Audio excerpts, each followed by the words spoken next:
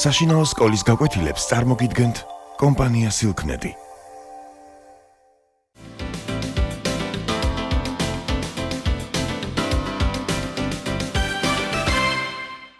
მოგესალმებით. ჩვენი გაკვეთილის თემა სინათლის გარდატეხა. რას ნიშნავს სინათლის გარდატეხა? თურმე, როდესაც სინათლე ეცემა ორი ნივთიერების გამყოფ ზედაპირს, მისი დაცემის და გარდატეხის კუთხე სხვადასხვა არის. მოდით ვნახოთ თუ რაზეა საუბარი. ჩვენ გვაქვს შეფერილი წყლით სავსე ქილა, ასევე გვაქვს სინათლის წყარო, აი ეს პატარა ლაზერი. ესე იგი, მე სინათლის სხივს გავუშვებ წყლის ზედაპირის მიმართულებით და ვნახოთ როგორ იცვლება დაცემის და გარდატეხის კუთხეები. პირველ რიგში ვნახოთ, რომ თუ სინათლე მხოლოდ წყალში გაივლის, მაშინ მისი გავრცელების ხაზი არის სწორი, ანუ სწორი ხაზით ვრცელდება. არანაირი გარდატეხა არ აქვს. ახლა გავუშვათ ეს სინათლის სხივი ისე, რომ იგი ჯერ ჰაერში მიდიოდეს, ხოლო შემდეგ გადავიდეს წყალში. დააკვირდით რა გუსტის კუთხეს. აი, როდესაც მარტო წყალში გადის სხივი სწორი ხაზია, ხოლო როდესაც ჰაერიდან გადადის წყალში, ეს კუთხე მკვეთრად იცვლება. მოდით განვიხილოთ ჩვენი დაკვირვებები დაფასთან. ამისათვის მოდით აი ეს ხაზი წარმოადგენდეს წყლისა და ჰაერის ზედაპირის გამყოფ ზოლს. ანუ ქვევით გვაქვს წყალი, ხოლო ზევით არის ჰაერი. ესე იგი, როგორც ჩვენ დავინახეთ, როდესაც სინათლე რაღაც გარკვეული კუთხით ეცემოდა, იმის მაგივრად, რომ სწორედ გაეგრძელებინა მას გზა, მან შეიცვალა მიმართულება და აი რაღაც აი ესე წამოვიდა, ასე გააგრძელა მსვლელობა ამ სხივმა. პირველ რიგში მოდით გავავლოთ პერპენდიკულარული ხაზი აი ამ წერტილში. ანუ აი ამ მართობული ხაზის მიმართ აითვლება კუთხეები. ამ კუთხეს α1 ქვია დაცემის კუთხე, ანუ სინათლის დაცემის კუთხე. ხოლო აი ამ კუთხეს α2 ქვია სინათლის გარდატეხის კუთხე. ანუ ამ კუთხით დაეცა, ამ კუთხით გარდატყდა. რა თქმა უნდა, აქაც რომ ჰაერი ყოფილიყო, ეს კუთხეები ერთმანეთის ტოლი იქნებოდა, მაგრამ როგორც ვნახეთ ჩვენს დემონსტრაციაში, როდესაც გადავიდა სინათლე ჰაერიდან წყალში, ეს კუთხე შეიცვალა.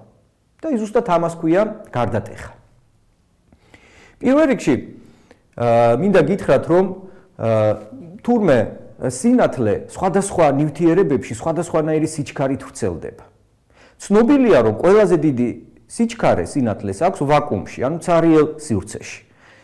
მისი სიჩქარე ვაკუუმში C-ით აღინიშნება და ის უდრის დაახლოებით 300,000 კილომეტრ/წამში. როგორც კი სინათლე შევა სხვა ნივთიერებაში, მისი სიჩქარე ოდნავ, მაგრამ მაინც მცირდება და ხდება, თქვათ, რაღაც V. აი, C-ის შეფარდებას V-ისთან, რომელიც აღინიშნება N100, ეწოდება გარდატეხის კოეფიციენტი. ანუ გარდატეხის კოეფიციენტი არის ძალიან უბრალო რაღაც, ეს არის რიცხვი, რომელიც გვიჩვენებს რამდენჯერ შემცირდა სინათლის სიჩქარე, როდესაც იგი გადავიდა ვაკუუმიდან რაღაც ნივთიერებაში. ანუ რამდენად უფრო მცირეა სინათლის სიჩქარე მოცემულ ნივთიერებაში სინათლის სიჩქარესთან ვაკუუმში მიმართებაში. ესე იგი, თუ ჩვენ აღვნიშნავთ N1-ით ჰაერის გარდატეხის კოეფიციენტს, ხოლო N2-ით წყლის გარდატეხის კოეფიციენტს, მაშინ ასეთი დამოკიდებულება არის ამ კუთხეებსა და გარდატეხის კოეფიციენტებს შორის. N1 სინუს α1 უდრის N2 სინუს α2. ამას სნელის კანონი ეწოდება, იგივე გარდატეხის კანონი და აკავშირებს ეს კანონი გარდატეხის კოეფიციენტს და დაცემის და გარდატეხის კუთხეებს ერთმანეთთან. მოდით ვნახოთ აი კონკრეტულად ჩვენს მაგალითზე თუ როგორ შედეგს მოგცემს ეს ჩვენი გამოსახულება. წყლისთვის გარდატეხის კოეფიციენტი არის დაახლოებით 1.3. ხოლო ჰაერისთვის ის ძალიან ახლოს არის 1-თან. 1. რამოდენიმე მეათასედია. მიახლოებით შეგვიძლია ჩავთვალოთ, რომ 1-ია ჰაერისთვის. ჩავსვათ მოცემული სიდიდეები და ვნახოთ, რომელი კუთხე უფრო მეტი უნდა იყოს გამომდინარე ამ ფორმულიდან. რეალურად ჩვენ უკვე ვიცით, რომელი კუთხე უფრო მეტია და უბრალოდ დავწმუნდებით, რომ ეს ჩვენი გამოსახულებაც იგივე შედეგს გვაძლევს. ჩავსვათ, ესე იგი n1 არის 1 სინუს α1 უნდა უდრიდეს, ესე იგი 1.3 სინუს α2. რადგან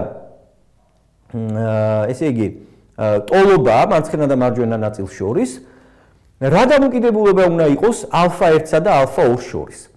გავიხსენოთ, რომ სინუსი კუთხესთან ერთად იზრდება. ანუ რაც უფრო მეტია კუთხე, მით უფრო მეტია მისი სინუსიც. შესაბამისად, რადგან ეს ტოლობა რომ სრულდებოდეს, გამოდის რომ α1, ну პირველ რიგში სინუს α1 უნდა იყოს მეტი ვიდრე სინუს α2, ხო? და შესაბამისად α1 უნდა იყოს მეტი ვიდრე α2. დავუბრუნდეთ ჩვენ ნახას და შეხედეთ α1, რა თქმა უნდა, არის მეტი ვიდრე α2. მოდით დავფიქრდეთ, თუ რა მოხდებოდა მე რომ სინათლე შემენათებინა წყლიდან ჰაერში. თურმე არც არაფერი არ იცვლება, სინათლის აი ეს ხაზების მიმართულება იგივე დარჩება. ოღონდ შეხედეთ, თუ როდესაც ჰაერიდან წყალში გადმოდიოდა სინათლე, მაშინ ეს კუთხე მცირდებოდა, ანუ გარდატეხის კუთხე იყო უფრო ნაკლები ვიდრე დაცემის კუთხე. ამ შემთხვევაში შეხედეთ, დაცემის კუთხე უფრო მცირეა ვიდრე გარდატეხის კუთხე. ამიტომ გასაგებია ამ განტოლებაში უბრალოდ აქეთ-იქით გადანაცვლებით აი ამ მარჯვენა და მარცხენა ნაწილის არც არაფერი არ შეიცვლებოდა. ესე იგი, მოკლედ რომ მიმოვიხილოთ ჩვენ დღეისათვის რაც ვისწავლეთ, მდგომარეობს შემდეგში. პირველ რიგში, ყველა ნივთიერებას, გამჭვირვალე ნივთიერებას ახასიათებს გარდატეხის კოეფიციენტი, რომელიც არის სინათლის სიჩქარის შეფარდება ცარიელ სივრცეში, ანუ ვაკუუმში, სინათლის სიჩქარესთან ამ მოცემულ ნივთიერებაში და აღინიშნება n-ით. რადგან ჩვენ ვიცით, რომ სინათლის სიჩქარე ვაკუუმში არის ყველაზე დიდი სიჩქარე და სინათლის სიჩქარე ყოველთვის მცირდება, როდესაც ის რაიმე ნივთიერებაში გადადის, ამიტომ n ცხადია იქნება ყოველთვის მეტი ან ტოლი 1-ის. ტოლი იქნება მაშინ თუ რა თქმა უნდა ვაკუუმში მოძრაობს.